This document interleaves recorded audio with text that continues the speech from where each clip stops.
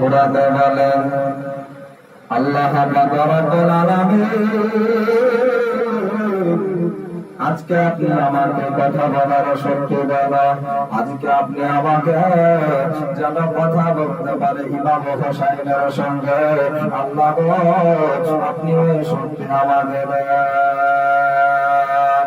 আমার আল্লাহ পাক রব্বুল আলামিন যেন ঘোরাতে যেন কথা বলার শক্তি দান করে দিলেন।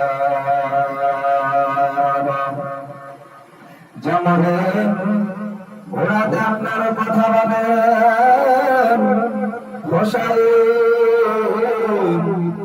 আজকে তোমার বেটে সাকিনা আমার পিছন দিক থেকে পা দুটোকে ধরে আসে।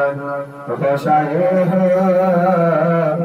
পিছন দিক থেকে তুমি পিছন দিকে তাকিয়ে দেখো, পিছন দিকে জামানে আমার ইমাম আলী মাতাওয়াত ইমাম হোসাইন জামানে তাকিয়ে দেখতেছে বেটে সাকিনা ঘোড়ার পা দুটোকে ধরে আছে। বলে আব্বা যে এতদিন আমরা আব্বা বলে ডেকেছি, আজ